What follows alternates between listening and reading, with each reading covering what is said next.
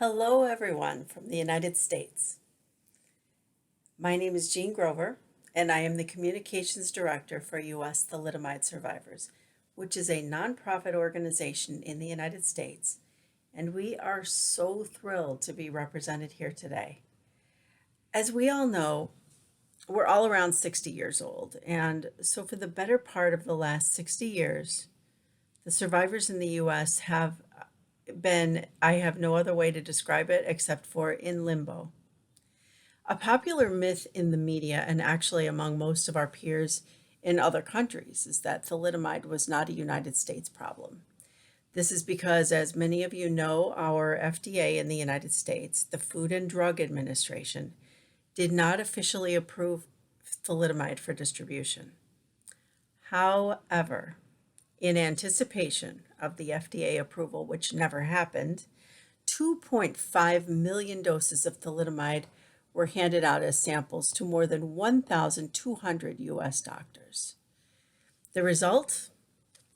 We're the result. We're the kids that were growing up at the same time you all were growing up, looking as though we were affected by thalidomide, but being told by the misinformation in the media worldwide that it couldn't be possible. The samples distributed were not the story that was publicized. The story that was publicized was that the success was about the successful prevention of FDA approval. And our Attorney General at the time did not pursue the case and declined to prosecute. So we do exist. And we began to find each other on Facebook in 2016. For those of you who have a sense of community with each other, you, I'm sure, understand the importance of us finding each other. We have located at this point about 75 individuals in the US, and we find more each week. We formed our not-for-profit organization and have been able to raise money for many reasons, but one important one is to assist our fellow survivors with attending what will be our upcoming third conference, which will happen this year in August in Chicago, Illinois. We are not going to go quietly into our later years. We filmed a documentary at our last conference in 2019, and that documentary is set to be released within the next year in conjunction with a Random House book that is set for publication. This is going to be a must-read. It is by the tireless researcher and author Jennifer Vanderbes, and it will portray stories about many of us as never before revealed facts about the drug and its distribution unfold.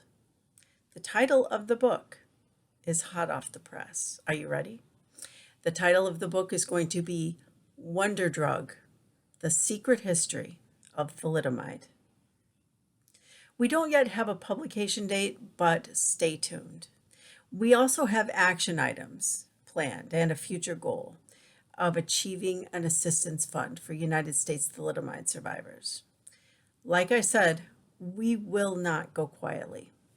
Please stay tuned for news on all of these items, and we hope that you will check out our website at usthalidomide.org and follow us on Facebook, Instagram, Twitter, and LinkedIn, and please sign up for our periodic e-newsletter.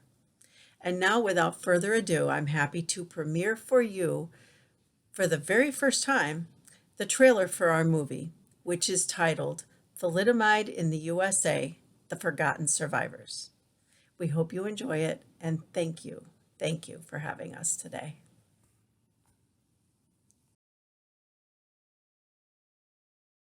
What is your disability? Comes up periodically. And I'd always just said, in a wheelchair due to birth defect. Didn't go into detail because I knew that I was the only one in the group that had it. Well, what I've come to realize is if I'm silent like that, nobody's ever going to learn our history. Nobody's ever going to know who we are, what we've gone through.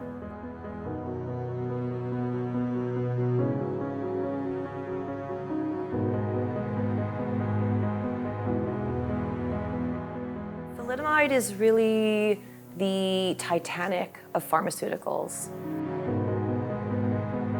So effectively, the difference in the United States is not that the drug wasn't distributed, but that the track records of who it was distributed to and how were very different from other countries where it was either prescribed by a doctor or where people were purchasing it even over the counter from a pharmacy, where they would still have a container that said the name of the drug and they had a tablet that said the name of the drug. In the United States, the pills that were distributed were unmarked. They were various colors and mostly distributed very casually in envelopes with some kind of written instructions. So the primary difference in what you see is not about the number of pills that went out, but the ability for women in the United States to know or fully understand what drug they were given.